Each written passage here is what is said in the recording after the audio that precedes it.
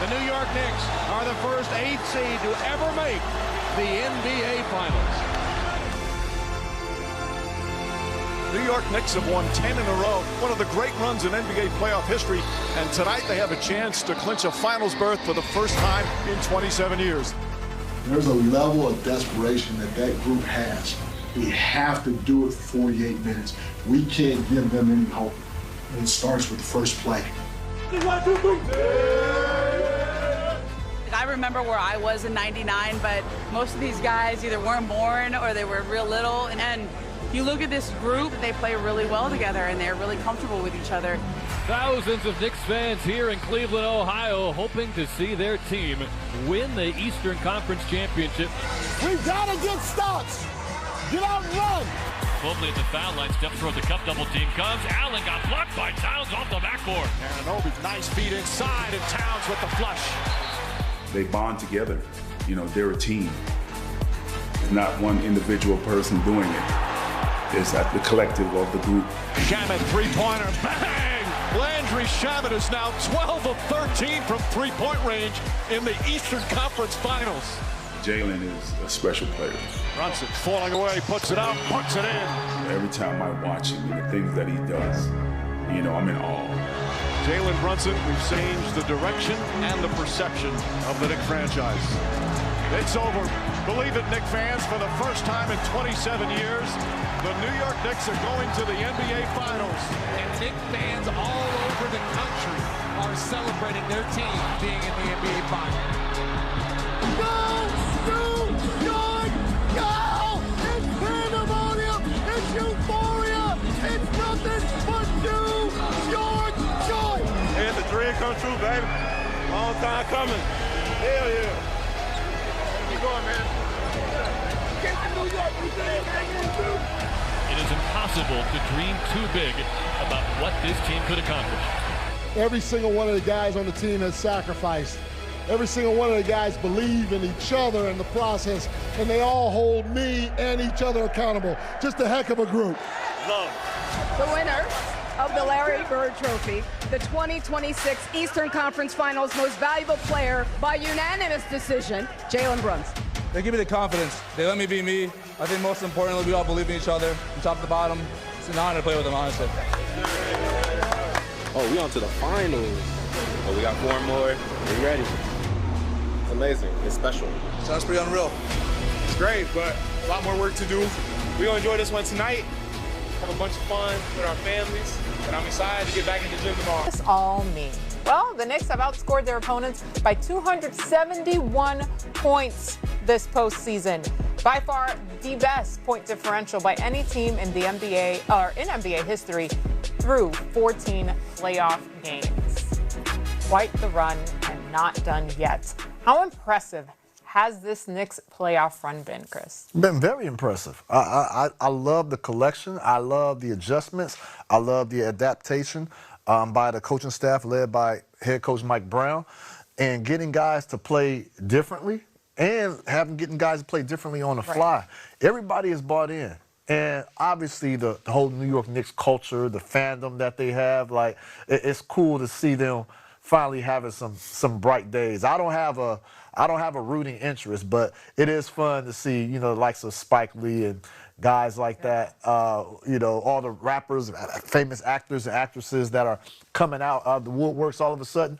But they're celebrating this team because it's a really good team and they have a really legitimate shot to win an NBA championship. So this is cool to see. Yeah, it looks like the end of Ghostbusters or something.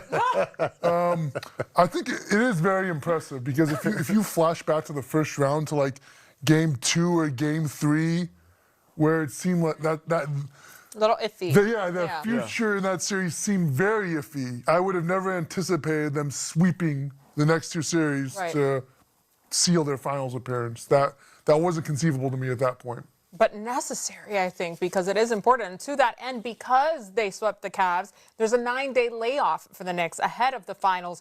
Do you expect them to impact them negatively when the series starts? There's always this rest versus rust. I believe, and Steve, you know, in my ear, you might have to correct me, but I believe the Knicks had a 11-day layoff before playing the Cavs. Right. It was a 9-day layoff as well. Thank you, Steve. It was a 9-day layoff then as well.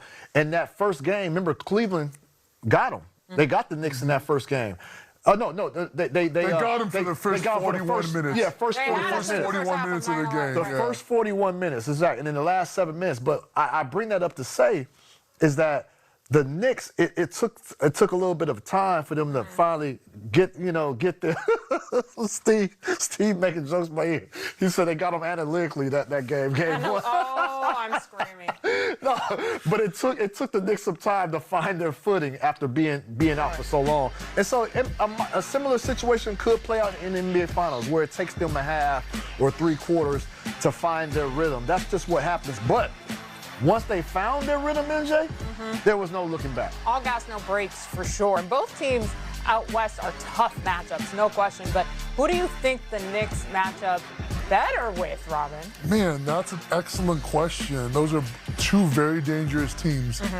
I might have to go with the Spurs. Yeah. Just because we saw them beat the Spurs in a somewhat high-pressure matchup in December with the NBA Cup. Yep. But also they're just less experienced than the Thunder. Yeah, I know folks are kind of over the whole inexperience, but here they are. But it does start to affect. We're starting to see it wear on the Spurs a little bit. On top of the fact that you can't discount the bad taste that the Knicks have in their mouth from last year and not making it to the finals and now being here after 27 years, none of that is falling by the wayside for the squad, certainly not for the franchise, for the players who are there. There is no way that they're going to let this slip. No team to this point has won an in-season championship and an NBA Finals championship. Right. And so Knicks have a chance to make history right there. Listen, I agree with Robin. I think the San Antonio Spurs, who will be the best matchup for the Knicks, the Spurs. And not for the youth situation. I'm saying just for the injury situation, for health situation. I think, San Antonio, if they were to get past OKC, De'Aaron Fox is still going to be dealing with what he's dealing with. Dylan Harper's still going to be dealing with what he's dealing with. And New York Knicks, they are full and they are whole and they are ready. But either way, whether it's the San Antonio Spurs, OKC, Thunder, that'd be a great NBA Finals match. It's going to be so good. I can't wait. All right, coming up, where do the Cavs go from here after losing in the Eastern Conference Finals? That's coming up next, right here. And then reflecting on this series, how much better, if they're better, are the Knicks than you guys? I mean, I can't even answer that question honestly. You know what I mean? Yeah, it was 4-0, but I don't think we had a chance as far as our best shot. From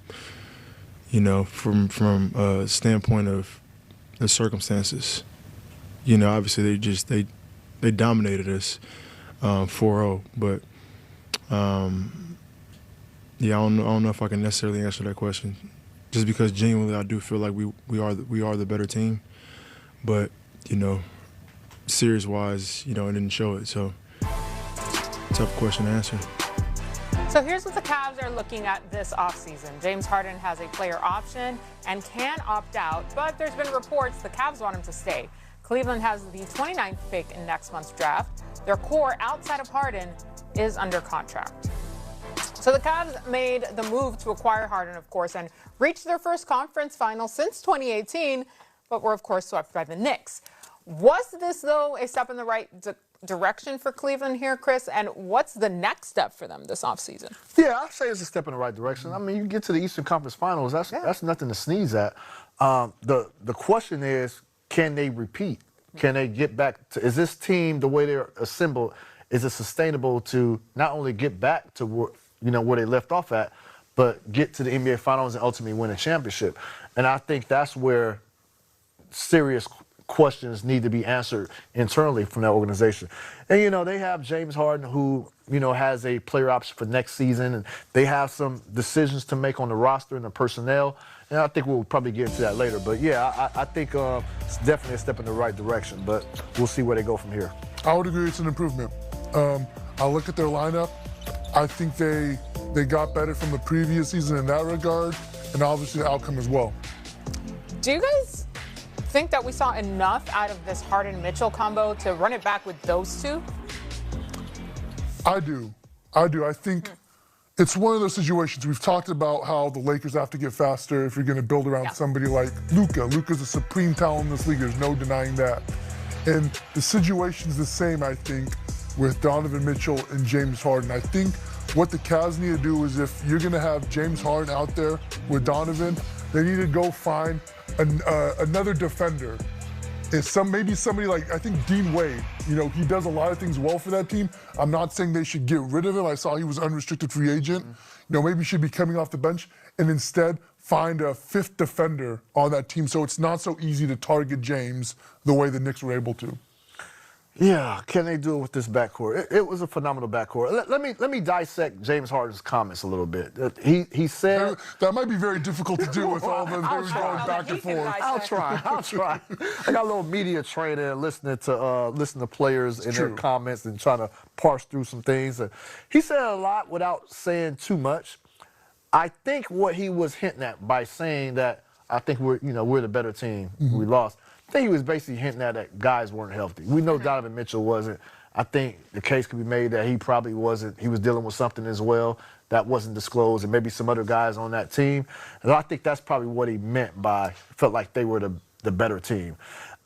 With all that being said, building around Donovan Mitchell and James Harden, I don't know if they – I don't see no other choice.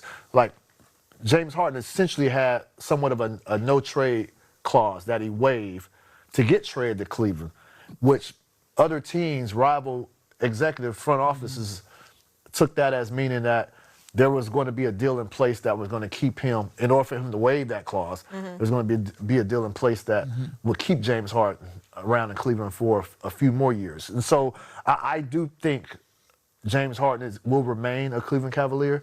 Now, can you continue to build around a James Harden, Donovan Mitchell dynamic to win a championship? I don't know. They had a good run here. I don't know if it's sustainable. But, again, that's what the offseason is for. Chris, while we have you, the Giannis rumors persisted all season and have heated up as the Bucks have publicly stated they'd like to settle his situation with an extension or a trade. So does Cleveland make sense as a potential partner in a Giannis deal? It makes sense. You look at the assets. Because, first of all, if you're going to trade for Giannis, you got to have assets that Milwaukee wants. They're going to want young, promising players. And look no further than the Cleveland Cavaliers, Evan Mobley. A young, promising, all-star player, defensive player of the year. He's young. He still has room and potential to grow.